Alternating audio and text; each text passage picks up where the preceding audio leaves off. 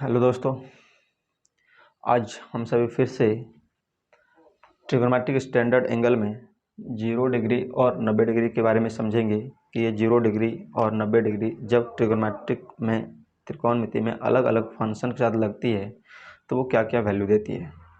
तो इससे पीछे का वीडियो में हमने 30 डिग्री, 45 डिग्री और 60 डिग्री ये 3 स्टैंडर्ड एंगल को अलग अलग फंक्शन के साथ लगते हुए देखा था, तो उसका कुछ अलग अलग अपना वैल्यू आया था। आज हम समझते हैं 0 डिग्री को और 90 डिग्री को। जैसे 0 डिग्री है तो ये 0 डिग्री साइन के साथ लगती है, तो साइन 0 डिग्री का वैल्यू होती है 0। तो ये 0 क्यों होता है, हम इन चीज़ों को समझने का प्रयास करते हैं। आप सभी लोग जानते हैं कि साइन 0 डिग्री का वैल्यू 0 होता है, लेकिन क्यों होता है शायद ये चीज़ें आप जानते भी होंगे या नहीं भी जानते होंगे। तो हम उन चीज़ों को समझने का प्रयास करते हैं कि साइन 0 डिग्री 0 होता क्यों है। तो चलिए मैं समझने का प्रयास करता हूँ इस चीज़ को। तो सबसे पहले हमको यहाँ पे चूँकि ट्रिग्नोमेट्री का बात है तो हमको एक राइट एंगल ट्रायंगल, एक समकोण त्रिभुज हमको बनाना पड़ेगा। तो चलिए हम एक समकोण त्रिभुज को बनाते हैं। ये लाइन शायद मेरा थोड़ा टेढ़ा खींचा गया है। एक समकोण त्रिभुज को हमने बनाया जिसका ये कोण 90 डिग्री का है। अब ये 90 है, यहाँ पे हमने कुछ मान लिया जाए, यहाँ कुछ एंगल होगा, यहाँ कुछ एंगल होगा। अब यहाँ पे हमको जिस तरह से हम पिछले वीडियो में 30, 45, 60 का यदि बात किया था, तो यहाँ पे हमने इधर 60 लिखा, इधर 30 लिखा, 45, 45 लिखा था। तो उस तरह से यहाँ भी कुछ इसका एंगल होगा। तो चूँकि हम 0 डिग्री निकालना चाह रहे हैं 0 डिग्री के लिए, तो हमको यहाँ पे 0 डिग्री एंगल बनाना है। और 0 डिग्री एंगल मान लेते हैं यहाँ पे बनाना है, तो मान लेते हैं यहाँ पे कुछ थीटा कोई एंगल होगा। और थीटा कुछ एंगल होगा तो थीटा के सामने का भुजा कहलाती है लंब, ये कहलाती है आधार, और 90 के सामने की भुजा कहलाती है कर्व। चीज़ों को समझने का प्रयास करेंगे कि चीज़ें होती क्यों हैं। आपको हर क्यों का जवाब आपको यहाँ पे मिलेगा, इसलिए आप चीज़ों को समझने का प्रयास कीजिए। अभी देखिए ये बेस बी और एच, ये दोनों भुजाओं के कुछ बीच कुछ जगह है, और दो भुजाओं के बीच जब कुछ जगह होती है तो वहीं पे कुछ कोण बनती है। 10 डिग्री, 20 डिग्री, 30, 40, 50 कितना भी एंगल बन सकता है। अब चूंकि हमको 0 डिग्री निकालना है 0 डिग्री के लिए, तो हम यहाँ पे एंगल कितना डिग्री बनाना चाहेंगे, 0 डिग्री। और 0 डिग्री एंगल जब यहाँ बनाएंगे तो इस लाइन पे क्या उसका इफेक्ट पड़ेगा, उसका क्या प्रभाव पड़ेगा। तो जैसे देखिए आप, या दूसरे भाषा में यदि हम कहें कि अभी जैसे यहाँ पे इन दोनों के बीच जो एंगल यहाँ बन रहा है, कुछ ना कुछ यहाँ पे बन रहा होगा। हम यदि मान लें, बोले हम इस परपेंडिकुलर जो है, इस परपेंडिकुलर का हाइट को यदि हम छोटा कर दें तो इस एंगल पर क्या प्रभाव पड़ेगा। तो बोलेंगे सर ये एंगल जो होगा वो घट जाएगा, ये यहाँ पे आके मिल रहा है। तो यहाँ पे आके मिल रहा है तो पहले देखिए यहाँ तक जा रहा था, अब यहीं तक आ रहा था, इसका मतलब एंगल हो रहा है छोटा। उसी तरह से यदि हम इस परपेंडिकुलर जो है इसका हाइट को और छोटा कर दें तो ये एंगल और भी छोटा हो जाएगा। यानी हम इस बात से हम ये चीज़ जान पा रहे हैं कि हम 0 डिग्री एंगल बना पाएंगे, और बना कब पाएंगे, जब हम इस परपेंडिकुलर हाइट को हम धीरे धीरे हम छोटा करते जाएं।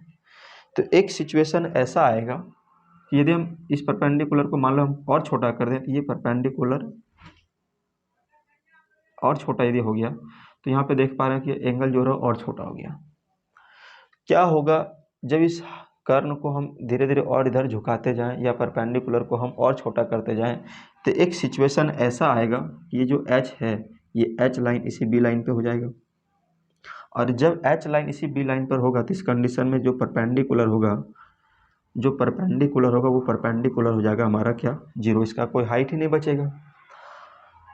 भाई 0 डिग्री एंगल कब बनती है, तो जब दो लाइन, एक लाइन ये है, इसी के ऊपर कोई दूसरा लाइन है, तो उस कंडीशन में एंगल कितना बनता है, 0 डिग्री।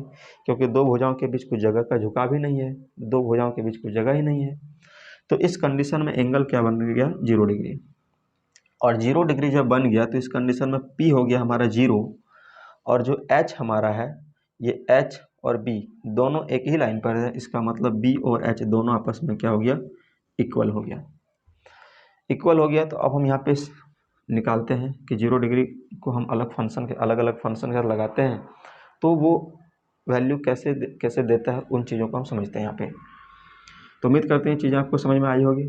यानी यहाँ पे क्या करना है, परपेंडिकुलर हाइट को हमको इतना छोटा कर देना है कि हाइपोटेनियस और बेस दोनों एक ही लाइन पर लाई कर जाए, और दोनों एक ही लाइन पर जब लाई कर जाएगी तो उस कंडीशन में जो हमारा एंगल बनेगा, वो जो एंगल बनेगा, जो थीटा बनेगा, वो हमारा 0 डिग्री बनेगा।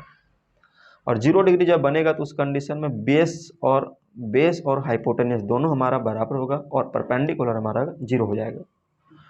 चलिए अब समझते हैं आगे। तो यदि हम साइन 0 डिग्री का वैल्यू निकालना चाहें तो साइन थीटा का जो फॉर्मूला होती है वो होते हैं P/H। इस साइन थीटा का जो फॉर्मूला होती है वो फॉर्मूला होती है P/H। तो परपेंडिकुलर जो है वो परपेंडिकुलर का वैल्यू क्या होगा, परपेंडिकुलर का कोई लेंथ ही नहीं बचा, उसका लंबाई क्या होगा, 0। परपेंडिकुलर की जब हम 0 उठा सकते हैं एच के जगह पे एच रन, और किसी भी नंबर से एच का कोई वैल्यू होगा, एच का कुछ लंबाई होगा, और किसी भी नंबर से जब हम 0 में डिवाइड देते हैं तो डिवाइड करते हैं उसका मतलब होता है 0। तो ये साइन 0 डिग्री का वैल्यू 0 होता है। आई होप ये चीज़ें आपको समझ में आई होगी कि साइन 0, पहले तो हम जानते थे साइन 0 डिग्री 0 होता है, लेकिन क्यों होता है शायद ये चीज़ें आपको सीखने को मिली होगी। और यदि आप इससे कुछ सीखे हैं, वाकई में यदि आपको कुछ सीखने को मिला है तो चैनल को लाइक और सब्सक्राइब करें। आपको हर यहाँ पे हर क्यों और कैसे का जवाब मिलेगा। चलिए आगे समझते हैं। साइन 0 डिग्री हो गया। इसी तरह हम कॉस 0 डिग्री यदि समझना चाहें तो कॉस का फॉर्मूला होती है B/H, आधार बाय कर्ण। तो 0 डिग्री जब है तो B का वैल्यू तो B ही रहने देते हैं, और H चूँकि B और H दोनों आपस में इक्वल है तो H के जगह पे हम B लिख सकते हैं, और ये दोनों कट के कितने बार में कटेगा, एक बार में। तो कॉस 0 डिग्री का जो वैल्यू हो गया वो कितना हो गया, 1 हो गया। उसी तरह से यदि हम tan 0 डिग्री यदि समझना चाहे तो tan का फॉर्मूला होती है P/B, और चूँकि P का जो लेंथ है वो कितना है, 0 है, क्योंकि P यानी लंब का तो कुछ लेंथ ही नहीं है, क्योंकि आधार और कर्ण दोनों एक ही लाइन पर है, तो उस कंडीशन में लंब का लंबाई कुछ नहीं है। जैसे ही इस हरा वाला जो लाइन है, ये हरा लाइन हमारा कर्ण है, इस कर्ण को हम जैसे जैसे उठाएंगे तो वैसे वैसे हमारा एंगल बढ़ते जाएगा, लेकिन जैसे जैसे डाउन करते जाए एंगल हमारा घटते जाएगा। और हमने घटा के एक समय इतना कर दिया है कि आधार और कर्ण, ये ब्लैक लाइन और ब्लू लाइन दोनों लाइन एक ही लाइन पर ला दिया है, तो कर्ण और आधार दोनों इक्वल हो जाएगा जब एक ही लाइन पर होगा, और उस कंडीशन में एंगल हमारा कुछ बनेगा नहीं। तो tan 0 डिग्री यदि निकालना चाहे तो P/B होता है, और P हमारा जो हो गया 0 हो गया, और B हमारा B रहने देते हैं। किसी भी नंबर से जब डिवाइड करें 0 में तो उसका मतलब होता है 0। तो ये आपको समझ में आ रही होगी साइन 0 डिग्री का मान 0 क्यों होता है, cos 0 का मान 1 क्यों होता है, tan 0 का मान 0 क्यों होता है। यदि हम cot 0 का निकालना चाहें तो cot का फॉर्मूला होता है B/P, जस्ट इसका रिवर्स। तो B/P होता है, तो B का वैल्यू तो अपना कुछ होगा, क्योंकि B जो है इसका कुछ सर्टेन लेंथ है, और सर्टेन लेंथ है तो उसका कुछ ना कुछ अपना लंबाई होगा, लेकिन P का जो लेंथ है वो कितना है, 0 है। तो यहाँ पे हमने लिख दिया 0, और 0 से किसी भी नंबर को डिवाइड किया जाए तो उसका मतलब होता है अपरिभाषित। तो चीज़ें शायद आपको समझ में आ रही होगी कि ये अपरिभाषित क्यों होती है, 0 क्यों होती है, cos 0 1 क्यों होती है, शायद ये चीज़ें आपको समझ में आ रही होगी। तो यदि आ रही है, अच्छा लग रहा है तो चैनल को लाइक और सब्सक्राइब करें।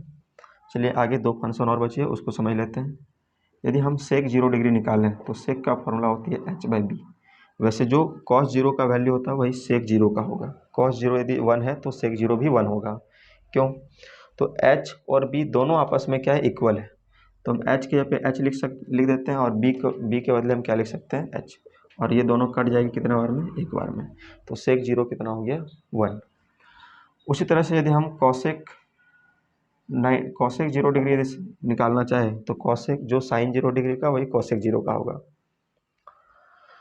तो कॉसेक का फॉर्मूला होती है कॉसेक का फॉर्मूला, सॉरी इसका कुछ ये चीज़ नहीं होगी, इसका रिवर्स होगा, तो सॉरी, कॉसेक का फॉर्मूला होता है H/P, इसका हो जाएगा रिवर्स, क्योंकि यहाँ पे कॉस का रिवर्स हो जाता है सेक, तो रिवर्स करेंगे 1 का उल्टा तो 1 ही रहेगा, लेकिन इसका उल्टा करें तो कुछ अलग बात बन जाएगी। तो H का वैल्यू कितना हो रहा है, H का कुछ अपना सर्टेन लेंथ है, और P जो है वो P कितना हो रहा है, 0, और 0 से किसी भी नंबर में डिवाइड करते हैं तो उसका मतलब होता है अपरिभाषित। तो उम्मीद करते हैं आपको चीज़ें समझ में आई होगी। जहाँ पे हम लोग पहले 30, 45 और 60 को इस ज्योमेट्रिक मेथड से निकालने सीखे थे, उसी तरह से आज हम लोग 0 डिग्री को इस ज्योमेट्रिक मेथड से हम समझने का प्रयास किए। और जब हम ज्योमेट्रिक मेथड से हम समझने का प्रयास किए तब हमको ये समझ में आया कि 0 डिग्री 0 क्यों होता है, साइन 0 0 क्यों होता है, कॉस 0 1 क्यों होता है, टेन 0 0 क्यों होता है। ये चीज़ें शायद हमको समझ में आ पाई है। अब एक स्टैंडर्ड एंगल बच गया 90 डिग्री, तो हम उस 90 डिग्री को समझने का प्रयास करते हैं और समझते हैं कि 1091 होता है, सॉरी 1090 अपरिभाषित होता है। तो ये क्यों होता है, ये 90 डिग्री का कंडीशन को हम इस बार देखते हैं। तो इस चीज़ों को मिटाते हैं, आगे बढ़ते हैं और समझते हैं 90 डिग्री के बारे में।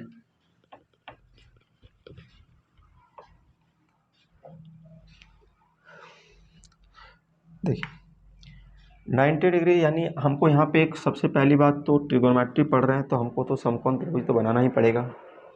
और समकोण त्रिभुज को हमने यहाँ पे मान लीजिए एक समकोण त्रिभुज हमने बना दिया, ये 90 डिग्री का एंगल यहाँ पे बन रहा है। अभी हमने यहाँ पे बोला कि जब इस परपेंडिकुलर हाइट को यदि हम छोटा करते हैं तो हमारा एंगल क्या होगा, यहाँ पे छोटा होते जाएगा। लेकिन इस बार हमको चूंकि 90 डिग्री बनाना है, ये बेस और हाइपोटेनियस के बीच यदि हम यहाँ पे एंगल ले तो हमको हाइपोटेनियस और बेस और हाइपोटेनियस के बीच यदि हम एंगल को यहाँ पे लें तो इस कंडीशन में जब 90 हमको बनाना पड़े तो इस परपेंडिकुलर हाइट को हमको बड़ा करना पड़ेगा। तभी तो हमारा एंगल अभी इतना बड़ा था, अब थोड़ा इतना बड़ा हो रहा है। इसको और ऊपर कर दें तो इस बार हमारा ये हो गया, तो एंगल हमारा क्या होगा, इस बार बढ़ते जा रहा है। लेकिन हमको तो बनाना है 90 डिग्री, और 90 डिग्री बनने के लिए इस लाइन पर कोई लाइन सीधे खड़ा होना चाहिए। तो यहाँ पे एंगल हमारा कितने डिग्री का बनेगा, 90 डिग्री का। और 90 डिग्री का जब एंगल बनेगा तो ये लाइन और ये लाइन दोनों आपस में हो जाएगी पैरेलल। और जब पैरेलल हो जाएगी तो पैरेलल लाइनें अनंत पे कहीं नहीं मिलती है, लेकिन अनंत पे जाकर के मिलती है। ये भाई ये लाइन और ये लाइन, दो लाइन पैरेलल है, और पैरेलल लाइन के बीच का जो डिस्टेंस होता है, जितना डिस्टेंस यहाँ होता है उतना यहाँ होता है। और ये दोनों लाइन आपस में कहीं नहीं मिलती है, लेकिन ये बात भी सत्य है कि ये अनंत पर जाकर के ये मिलती हुई प्रतीत होती है। ऐसा लग रहा है कि लगता है जैसे मिल रहा है, जैसे रेलवे लाइन। अब रेलवे लाइन पर मान लीजिए यहाँ पे खड़ा हो गया, रेलवे लाइन पे ये खड़ा हो गया, तो ये जब दूर तक आप देखते हैं तो ये कहीं मिलती नहीं, लेकिन अनंत पे जाकर के ये लग रही होती है कि ये मिल रहा है। तो उसी तरह से ये दो लाइन पैरेलल है और ये दो पैरेलल लाइन कहीं मिलेगी नहीं, लेकिन अनंत पे जाके इन्फिनाइट टाइम पर जाकर के लग रहा है कि ये मिल रहा है। अच्छा, जब हमने ये ट्रायंगल बनाई तो ये हमारा लंब हुआ, ये हमारा आधार हुआ, और ये हमारा एच कर्ण हुआ। क्योंकि कर्ण को हमको यही लाइन जो है ये हमारा कर्ण है, ये हमारा कर्ण है। इसी कर्ण को हम क्या किए, धीरे धीरे इधर बड़ा करते जाए। 90 डिग्री बनाने के लिए हम इसको थोड़ा थोड़ा क्या किए, इसको एंगल को बढ़ाते गए, लाइन को हम वर्टेक्स के रूप में इसको हम खड़ा कर दिए। तो इस कंडीशन में जब ये अनंत पे जाकर के मिल रही है तो इसका तो कोई सर्टेन लेंथ नहीं होगा। इसका मतलब ये इसका जो लेंथ होगा वो इन्फिनाइट होगा, अनंत होगा। और जब ये अनंत है तो इसका मतलब ये हुआ कि जब परपेंडिकुलर का कोई सर्टेन लेंथ नहीं है तो इस आधार का भी जो होगा वो आधार का भी सर्टेन लेंथ नहीं हो पाएगा। इसका लंबाई 1 भी हो सकता है, 2 भी हो सकता है, 0 भी हो सकता है, इन्फिनाइट भी हो सकता है। क्योंकि इसका जो लंबाई है वो इसका लंबाई और इसके लंबाई पर डिपेंड करता है। इसलिए ना इसका कुछ इसका लेंथ इन्फिनाइट, इसका भी लेंथ क्या हो जाएगा, इन्फिनाइट। तो यदि हम अब इस कंडीशन को, चूँकि अब यहाँ पे एक बात ये भी जान रहे कि सर एक राइट एंगल ट्रायंगल में दो समकोण त्रिभुज कैसे बन सकता है, ये तो संभव ही नहीं है। और संभव ही नहीं है तो यदि हम 1090 डिग्री यदि निकालना चाहे तो 10 का फॉर्मूला होती है P/B। यदि एंगल यहाँ बन रहा है तो एंगल के सामने वाली लंब होती है, इसका हाइट कितना है, इन्फिनाइट, और बट्टे बी का हाइट भी क्या है, इन्फिनाइट।